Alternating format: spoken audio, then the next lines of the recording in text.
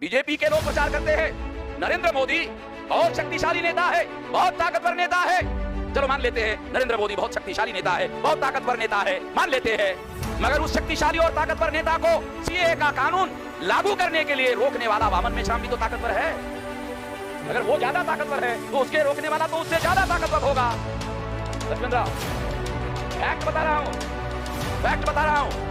उसने पार्लियामेंट में कानून पास किया, वो हमने रोका हुआ, तो हमारी वजह से और आप लोगों के समर्थन की वजह से रोक लगाया हुआ। तो मैं इस उदाहरण को आप लोगों को बताना चाहता हूं। तो ब्राह्मणों ने आधे मंदिर पर मस्जिद बनने के लिए उस समय अलाउ क्यों किया है? मौलाना सवाल है लक्ष्मण राव।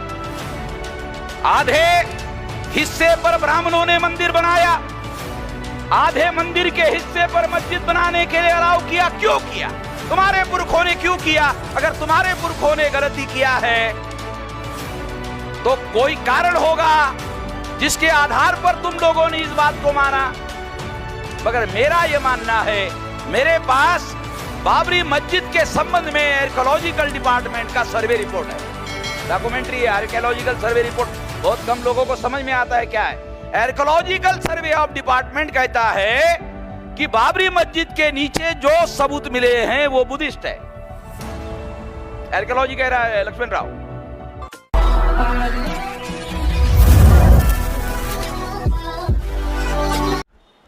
बहुत सारी बातें आप लोगों के सामने कही जा चुकी है। साथियों, देश भर में जो बदलाव, जो परिवर्तन हम लोग करना चाहते हैं, उसके लिए राष्ट्रीय स्तर का संगठन निर्माण करने का अभियान इस देश में लंबे समय से चल रहा है। अगर इसकी थोड़ी जानकारी दी जाए तो आप लोगों को पता चलेगा कि ये प्रयास बहुत लोगों के द्वारा पूरी जिंदगी लगाकर एक कोशिश की गई है। अगर मैं अपनी ही जानकारी दे दूं तो मैं 18 साल 3-4 महीने का रहा होगा, तब से मैं सेंट्रल गवर्नमेंट में नौकरी में लगा। तब से यानी पहले दिन से जो व्यक्ति मुझे डिपार्टमेंटल ट्रेनिंग देने का काम कर रहा था, वो 6 बजे तक डिपार्टमेंटल ट्रेनिंग देने का काम करता था और 6 बजे के बाद पहले दिन ही मुझे वो बामसेफ के मीटिंग में ले गए थे। तो तब से मैं बामसेफ के इस काम में लगा हुआ हूँ। तो अभी मेरी उम्र 65 साल चल रही है। इस हिसाब से अगर देखा जाए तो बहुत लंबे समय से ये काम, लगभग 45-46 साल से ये काम हम लोग कर रहे हैं और इसके परिणाम स्वरूप आज देश में 31 राज्यों में 567 जिलों में 4000 से ज़्यादा तहसीलों में 22,000 से ज़्यादा ब्लॉक में और 1.5 लाख से ज़्यादा गांवों में संगठन का जाल बन गया है, फैल गया है।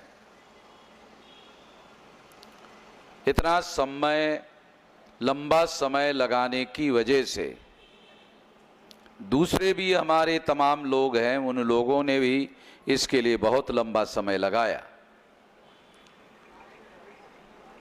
तो वो इस बात को ध्यान में रखकर लगाया गया है कि जो बड़ा बदलाव, जो बड़ा परिवर्तन हम लोग इस देश में करना चाहते हैं, वो संगठित शक्ति के बल के बगैर करना संभव नहीं है।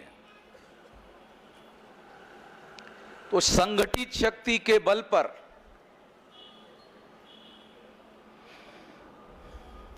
हम लोग जो है इस देश में जो बड़ा परिवर्तन करना चाहते हैं, वो संगठित शक्ति हम लोग बहुत बड़े पैमाने पर निर्माण कर चुके हैं।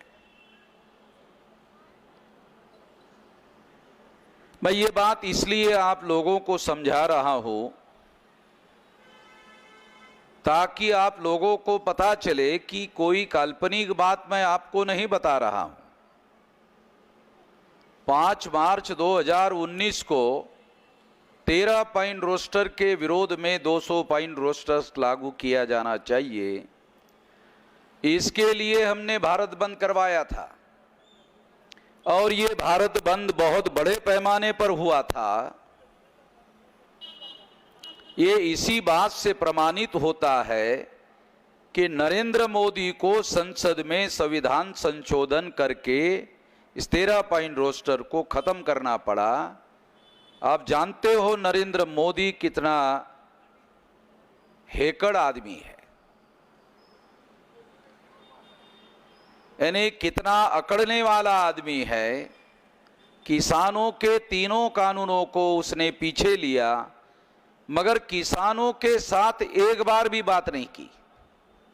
इतना अकड़ने वाला आदमी है।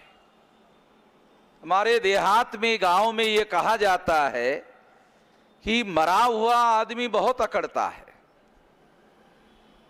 तो नरेंद्र मोदी तो मरा हुआ आदमी नहीं है, ऐसा ज्यादा लोग मानते हैं, मगर मैं तो यही मानता हूं कि वो चलता फिरता मगर मरा हुआ आदमी है। क्योंकि नरेंद्र मोदी ने जो लगातार ये कहता है कि वो पिछड़े वर्ग का है, चाय बेचने वाला है,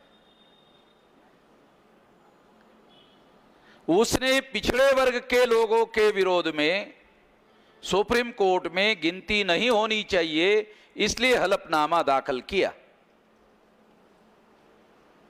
ओबीसी का ही आदमी है, ओबीसी का ही प्रधानमंत्री है, और ओबीसी के ही विरोध में हलफनामा दाखिल करता है।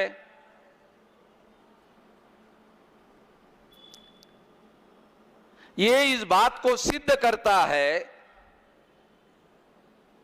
कि जो आदमी ये कहता है कि वो पिछड़े वर्ग का है, चाय बेचने वाला है, ओबीसी का है, वो आदमी ओबीसी के ही विरोध में हलफनामा दाखिल करता है। क्या उसके जमीर ने कोई आवाज नहीं लगाई? नरेंद्र मोदी के जमीर ने कोई आवाज नहीं लगाई। फॉर एग्जाम्पल, जब नरेंद्र मोदी ने पिछड़े वर्ग के, ओबीसी के विरोध में सुप्रीम कोर्ट में हलफनामा दाखिल किया, तो उसके जमीर ने आवाज लगाई, अरे नरेंद्र, तू तो कहता है तो ओबीसी का है, तू तो कहता है तो पिछड़े वर्ग का है, तू तो कहता है चाय बेचने वाला है, फिर भी तूने पिछड़े वर्ग के विरोध में हलफनामा दाखिल कर दिया। ऐसी आवाज नरेंद्र मोदी के जमीर ने नहीं लगाई। क्यों नहीं लगाई? क्योंकि जिसका जमीर मरा हुआ होता है, वो आदमी मरा हुआ होता है, चाहे चलती फिरता दिखाई देता हो। तो नरेंद्र मोदी जो है पिछड़े वर्ग का होने के बावजूद भी उसके पास इस तरह के कोई फैसले करने का अधिकार नहीं है। Narendra Modi nominated prime minister है, एंड नॉमिनेटेड बाय आरएसएस ब्राह्मण। नॉमिनेटेड ये शब्द बाबा साहब आंबेडकर ने 1932 में राउंड टेबल कॉन्फ्रेंस में गांधी के विरोध में जब रिप्रेजेंटेशन, रियल रिप्रेजेंटेशन की बात वो उठा रहे थे, तब उन्होंने ये कहा था कि हम लोगों को नॉमिनेटेड रिप्रेजेंटेशन नहीं चाहिए, हमें रियल रिप्रेजेंटेशन चाहिए। तो नरेंद्र मोदी का जो रिप्रेजेंटेशन है वो नॉमिनेटेड है। नॉमिनेटेड आपको समझ में नहीं आएगा, हिंदी में उसको कहते हैं नामधारी। नामधारी भी आपके समझ में नहीं आएगा, इसलिए मैं देहाती उदाहरण देके आपको समझाता हूं। यहां जो भी महिलाएं हैं, मैं पहले उनके क्षमा चाहता हूं। क्योंकि उदाहरण देना पड़ेगा। गांव में शादी होती है तो शादीशुदा आदमी अपने दोस्त को परिचय कराता है कि ये मेरी शादीशुदा बीवी है। तो दोस्त उसको पूछता है ये दूसरी जो औरत खड़ी है वो कौन है? कहा ये ऐसी रखी हुई है। कौन है? ये ऐसी रखी हुई है। तो नरेंद्र मोदी भी ब्राह्मणों का ऐसे ही रखा हुआ प्रधानमंत्री है। आया समझ में? आया ना? देहाती अनुभव कितना उपयोगी होता है। देहाती जो अनुभव है, क्योंकि सवाल मुझे समझ में आता है ये नहीं है, सवाल हमारे बहुजनों को समझ में आता है या नहीं आता है ये है। माने साहब, ये बाबा साहब अंबेडकर की और गांधी जी की लड़ाई a nominated representation and real representation की। 32 में वहां से मैंने ये नॉमिनेटेड शब्द लिया, वहां से मैंने ये बात सीखने की कोशिश की। आज बीजेपी के तरफ से जो SC ST OBC माइनॉरिटी के लोग MLA MP बनाए जाते हैं वो नॉमिनेटेड, जो कांग्रेस के तरफ से SC ST OBC माइनॉरिटी के लोग MLA MP बनाए जाते हैं, मंत्री बनाए जाते हैं, वो नॉमिनेटेड लोग, और उनके पास सारे काम होते हैं, केवल फैसले करने का अधिकार नहीं होता है। इसलिए बाबा साहब अंबेडकर कहा करते थे वो नॉमिनेटेड है। तो मैं आप लोगों को बात समझाना चाह रहा हूं कि नरेंद्र मोदी जो है ये नॉमिनेटेड प्राइम मिनिस्टर है, और ये नॉमिनेटेड प्राइम मिनिस्टर RSS नाम के संगठन ने बनाया है। तो उस संगठन की कितनी बड़ी ताकत है कि एक प्रधानमंत्री को चलाने का काम कर रहा है। ये संगठन शक्ति के बल का मामला है, संगठन शक्ति के बल पर वो कर रहे हैं। यदि हम भी इसी तरह से करना चाहते हैं तो हमारे पास भी संगठन शक्ति का बल होना चाहिए।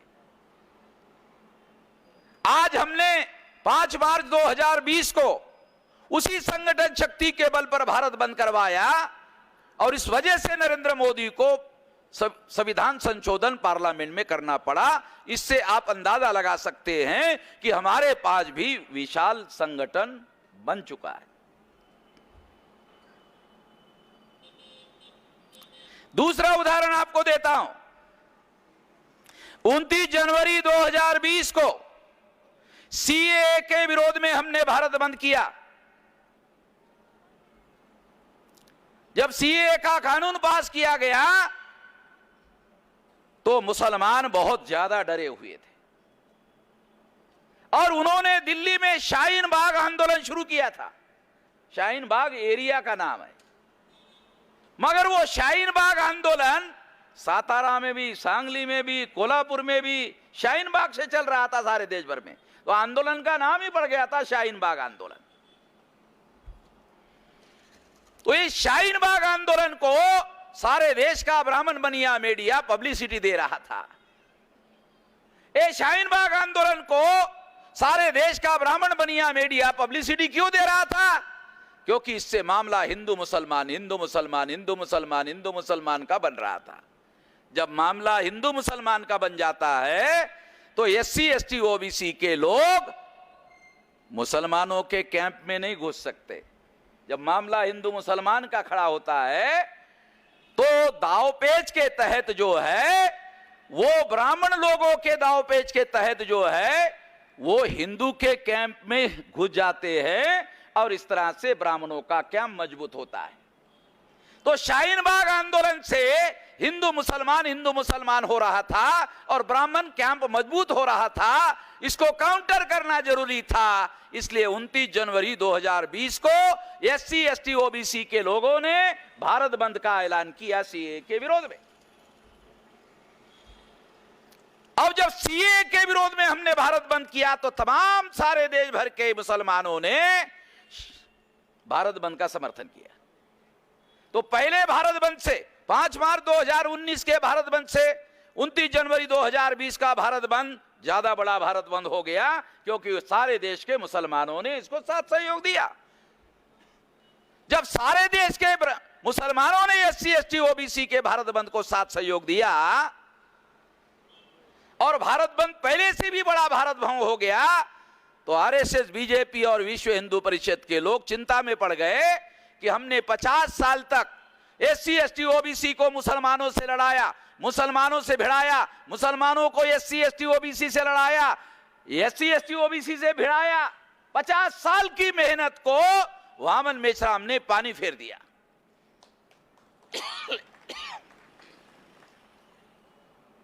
और जो लोग आपस में लड़ रहे थे, भिड़ रहे थे, उसको 29 जनवरी 2020 को इकट्ठा लाया।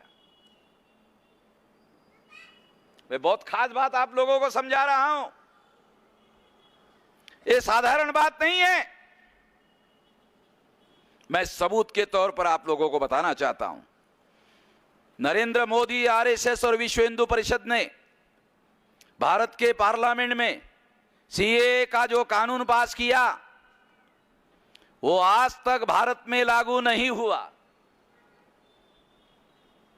है। किसी को पता सीएए भारत में लागू हुआ? लक्ष्मण राव, सीएए अभी तक लागू नहीं हुआ। पार्लियामेंट में पास हुआ, कानून पास हुआ, मगर अभी तक लागू नहीं हुआ।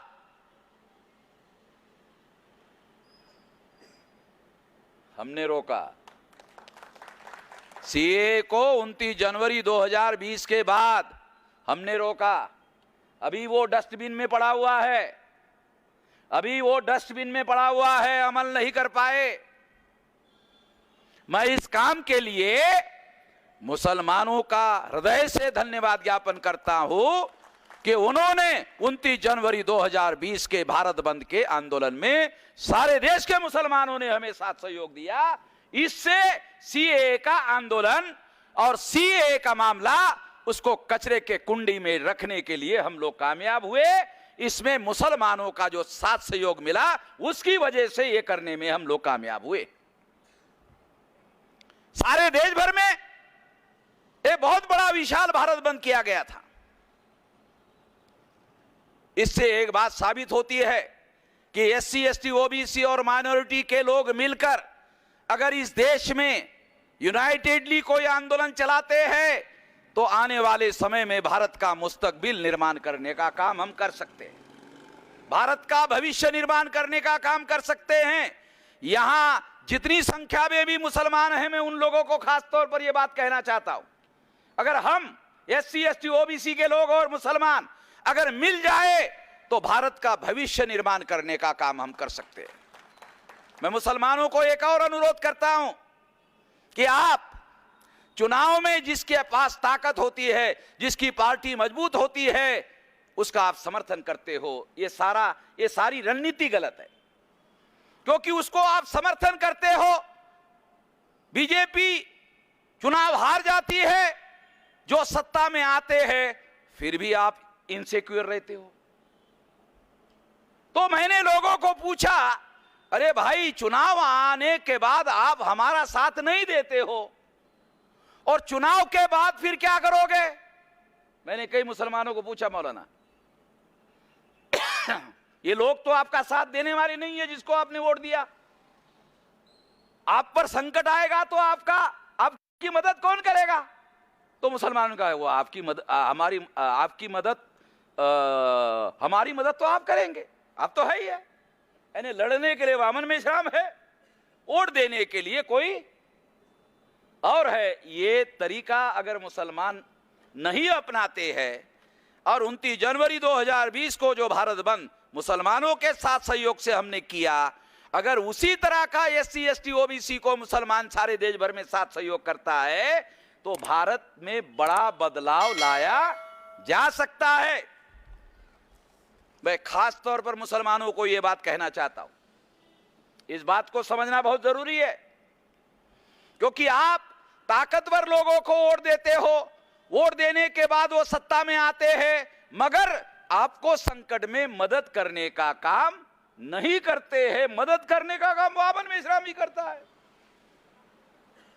जब भी मुसलमानों को संकट आता है, मदद करने के लिए मैं ही मैदान में कूदता हूं।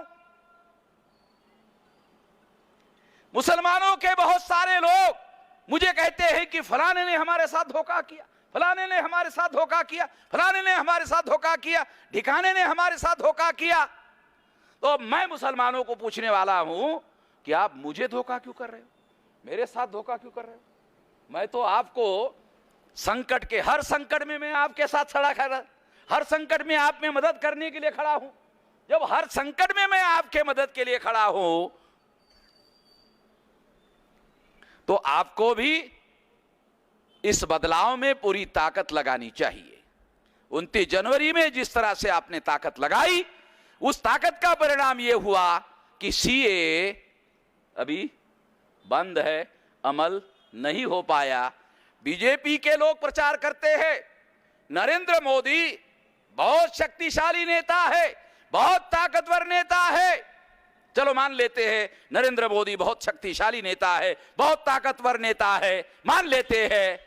मगर उस शक्तिशाली और ताकतवर नेता को सीए का कानून लागू करने के लिए रोकने वाला वामन मेश्राम भी तो ताकतवर है। अगर वो ज्यादा ताकतवर है तो उसके रोकने वाला तो उससे ज्यादा ताकतवर होगा। लक्ष्मण राव, फैक्ट बता रहा हूं, फैक्ट बता रहा हूं। उसने पार्लियामेंट में कानून पास किया, वो हमने रोका हुआ है। वो हमारी वजह से और आप लोगों के समर्थन की वजह से रोक लगाया हुआ है। तो मैं इस उदाहरण को आप लोगों को बताना चाहता हूं कि हर वो मुद्दा इस देश में बदलाव करने के लिए आवश्यक है। अगर हम और आप मुसलमान मिलकर अगर इस देश में अमल करने का काम करें तो वो सारा बदलाव हम लोग लागू कर सकते हैं इस देश में। और आपके मन में प्रतिदिन चाहे हनुमान चालीसा को लेकर हो, चाहे मस्जिद को लेकर हो, अब वाराणसी के मस्जिद के एग्जाम्पल के तौर पर एक खास बात आपको बताना चाहता हूं, इस पर सोचने की जरूरत है। जो ब्राह्मण आज मुसलमानों के साथ झगड़ा कर रहे हैं कि हमारे मंदिर पर यह मस्जिद बनाई गई है, तो ब्राह्मणों ने आधे मंदिर पर मस्जिद बनने के लिए उस समय अलाउ क्यों किया है? मौलाना सवाल है लक्ष्मण राव। आधे हिस्से पर ब्राह्मणों ने मंदिर बनाया, आधे मंदिर के हिस्से पर मस्जिद बनाने के लिए अलाउ किया, क्यों किया? तुम्हारे पुरखों ने क्यों किया? अगर तुम्हारे पुरखों ने गलती किया है तो कोई कारण होगा जिसके आधार पर तुम लोगों ने इस बात को माना। मगर मेरा यह मानना है, मेरे पास बाबरी मस्जिद के संबंध में आर्कियोलॉजिकल डिपार्टमेंट का सर्वे रिपोर्ट है, डॉक्यूमेंट्री है। आर्कियोलॉजिकल सर्वे रिपोर्ट बहुत कम लोगों को समझ में आता है क्या है। आर्कियोलॉजिकल सर्वे ऑफ डिपार्टमेंट कहता है कि बाबरी मस्जिद के नीचे जो सबूत मिले हैं वो बुद्धिस्ट है।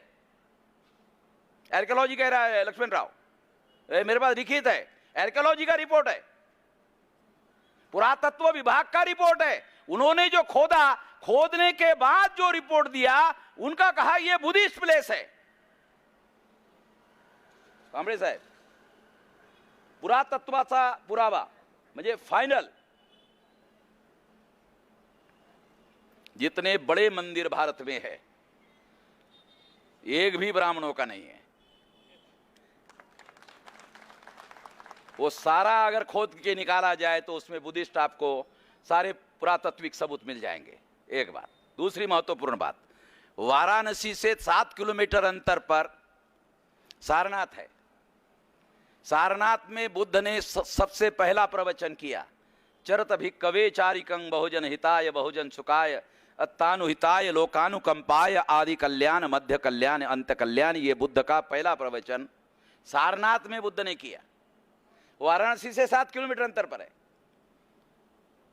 और ये जो ज्ञानव्यापी इस तरह का कभी किसी मस्जिद को ज्ञान व्यापी, ज्ञान से रिलेटेड शब्द भारत के किसी मस्जिद के साथ जुड़ा हुआ हो, ऐसा कोई उदाहरण मुझे बताओ। मैं खास बात बता रहा हूं। इसलिए मेरा यह कहना है, मैं ये पब्लिकली जानबूझकर कह रहा हूं, ये ब्राह्मणों का प्लेस नहीं है, ब्राह्मणों का मंदिर वहां नहीं था, ये बुद्धिस्ट प्लेस है। इसलिए ब्राह्मणों ने और मुगलों ने मिलकर बांटकर बनाया। बहुत बड़ा बयान दे रहा हूं, इसके पहले किसी ने भी ये नहीं दिया होगा और मैं इसे साबित कर सकता हूं। दोबारा बताता हूं, ये समझने के लिए थोड़ा सा मुसलमान अलग होते हैं, मुगल अलग होते हैं। मुगल रेस है, मुसलमान उसको कहते हैं जो कुरान को मानता है, वो मुसलमान। तो मुगल रेस है। तो मुगलों ने अपने काल में ये जो बुद्धिस्ट प्लेस था, इस प्लेस को उन्होंने जो भी किया है उसको ब्राह्मणों का समर्थन था, इसलिए मुगलों ने बांटकर ब्राह्मणों का और मुगलों का दोनों का मंदिर और मस्जिद बनाया। ये है मेरा वर्षन। लक्ष्मण राव, अगर आर्कियोलॉजिकल डिपार्टमेंट जिस तरह से बाबरी मस्जिद के नीचे खोदकर सबूत दिया, अगर इसका भी खोदा जाता है तो सबूत मिल जाएगा। दूसरा, जो टीवी पर शिवलिंग करके बताया जाता है, भारत में कभी कोई शिवलिंग पानी के फवारे के अंदर शिवलिंग है, ऐसा कोई उदाहरण भारत में और दुनिया में उपलब्ध नहीं है। तीसरी बात, जो ऊपर का हिस्सा होता है वहां से पानी ऊपर आता है फवारे में, तो वो फवारा बंद करने के लिए लकड़ी का बूच मारा गया है। तो लिंग में कभी बूच मारा जाता है क्या? ये लिंग में बूच मारा गया है। और आप देखो, नहीं रियल देखो, वो लकड़ी के टुकड़े 4 टुकड़े है, उसमें बूच मारा गया है। बूच ये हमारा मराठी शब्द है, ये बूच मारा हुआ है। कांबळे साहेब ते बघा, ते दिसतंय ते, हा तेच आपल्या भारतीय भाषामध्ये बूच म्हणतात ना, अरे बूच मारलंय, दिसतंय ते। ऐसा कोई एग्जाम्पल नहीं है। तो मैं इसलिए आप लोगों को बता रहा हूं कि ये जो मुद्दे वो हाईलाइट कर रहे हैं, ये हाईलाइट करने वाले जो मुद्दे हैं उसके पीछे एक बड़ा कारण है। वो बड़ा कारण भी मैं आप लोगों को बताना चाहता हूं। 25 तारीख को भारत बंद है और भारत बंद का मुख्य मुद्दा ओबीसी की जाति आधारित गिनती है। पहले नंबर का मुद्दा है ओबीसी की जाति आधारित गिनती। इस पर से ओबीसी के लोगों का और एससी एसटी ओबीसी के लोगों का ध्यान दूसरी तरफ डाइवर्ट करने के लिए यह मामला खड़ा किया गया है, ताकि भारत बंद के तरफ लोगों का ध्यान ना जाए। मैं अभी आपको बताता हूं, आज की तारीख जो है 19 है। तो आज के तारीख में 19 से 20 है। 20 तारीख को आपको बता रहा हूं, 5 दिन के बाद भारत बंद है। 25 तारीख को, 25 तारीख के बाद भारत बंद का तारीख समाप्त होने के बाद ये सारे मस्जिद से संबंधित मामले जो है ठंडे पड़ जाएंगे, क्योंकि भारत बंद की तारीख खत्म हो जाएगी। आप देख लेना, आज पहले से बोल रहा हूं, क्योंकि उन लोगों को मालूम हो गया कि हमने 2-2 बार भारत बंद किया, इसका मतलब हमारे पास ताकत है। छोटी मोटी ताकत नहीं है ताकत। ओबीसी के बच्चों के नीट का मेडिकल एंट्रेंस का मामला खड़ा था। ओबीसी के बच्चों को मेडिकल में एंट्रेंस के लिए रुकावट डाली गई थी। हमने कलेक्टर के पास केवल निवेदन दिया, केवल निवेदन दिया। मैंने लोगों को कहा, सारे देश भर में निवेदन दे दो कलेक्टर के पास, केवल कागज में निवेदन दे दो, इसे लागू किया जाए। तो यह मामला गया पीएमओ ऑफिस। मुझे एक अधिकारी ने बताया कि बेसराम जी, आपके नाम की फाइल पीएमओ में बनी है। मैंने पूछा, मुझे डराने के लिए बता रहे हो या जानकारी देने के लिए? उसने कहा, आप जो समझना चाहते हो। तो जब हमारा ज्ञापन वहां गया तो डेली रिपोर्टिंग होता है पीएमओ ऑफिस में हमारे आंदोलन के बारे में, क्योंकि हमारा डेली चल रहा है। कांबळे साहब, एक दिन का नहीं है, कल परसों डेली ही चल रहा है, सारे देश भर में चल रहा है, केवल महाराष्ट्र में नहीं। डेली रिपोर्टिंग हो रही है, क्या हो रहा है। तो हमारा ओबीसी के नीट का मुद्दे का ज्ञापन चला गया। तो मुझे जानकारी मिली और पता चला, पूछा गया, अरे वो ज्ञापन में देखो भारत बंद लिखा है क्या? बोले लास्ट में लिखा है, लागू नहीं हुआ तो भारत बंद होगा, वो 4थे चरण में होगा, अभी केवल कागज में दिया है। कागज में ज्ञापन दिया तो लागू हो गया, कोई भारत बंद नहीं किया। भारत बंद 2 बार किया, ऐसी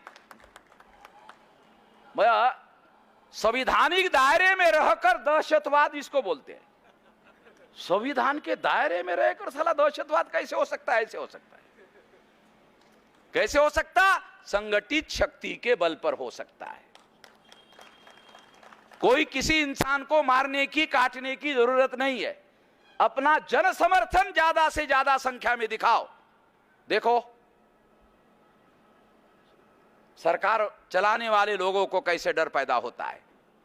तो ओबीसी के नीट का मुद्दा जो है, मेडिकल एंट्रेंस का मुद्दा हमने सॉल्व कर दिया। रिकॉर्डेड बातें बोल रहा हूं मैं, काल्पनिक बातें नहीं बोल रहा हूं। ओबीसी के लोगों ने, बहुत सारे लोगों ने कोशिश किया, कुछ नहीं हुआ।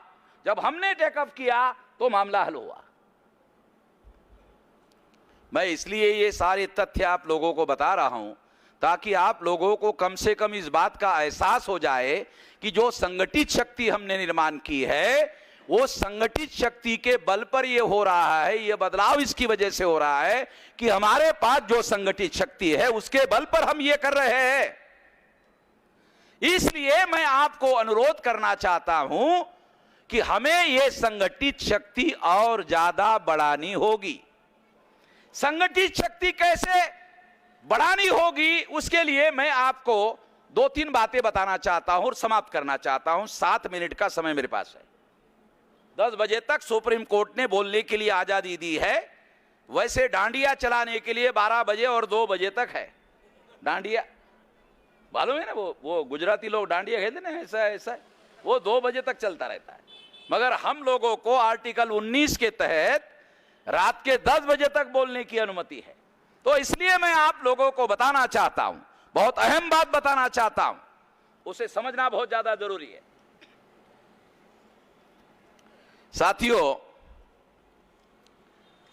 जो हम लोग भविष्य में अगर आंदोलन को जन समर्थन वाला आंदोलन ज्यादा बड़े पैमाने पर करना चाहते हैं, पहले नंबर का काम आपको शहरों से निकलकर गांव में जाना शुरू करना होगा। अब आपको गांव में जाओ। मैंने एक प्रयोग करके 17 तारीख को अकोला के पातूर तहसील में, आपने देखा होगा कितना क्राउड था, प्रयोग करके दिखाया। मैंने उनको कहा गांव में जाओ, अभी शहरों में मत जाओ। शहरों के लोग 10 सवाल पूछते हैं, 10 सवाल का जवाब दे दो तो ये पता नहीं चलता कि वो समर्थन देने वाले हैं कि नहीं देने वाले। मगर मैं गांव का रहने वाला हूं, लक्ष्मण राव। गांव के लोगों को घंटा भर बताओ तो क्या कहता है, बताओ करना क्या है। गांव के जो लोग हैं वो कहते हैं बताओ करना क्या है, तैयार हो जाते हैं। उनको जल्दी समझ में आता है। क्यों? वो भुक्तभोगी है, उनको डेली परेशानी का सामना करना पड़ता है। उनको किताब पढ़ने की जरूरत नहीं है, उनके साथ डेली अन्याय होता है, तो उनको बहुत जल्दी समझ में आता है। तो सबसे पहले आप लोग गांव में जाओ।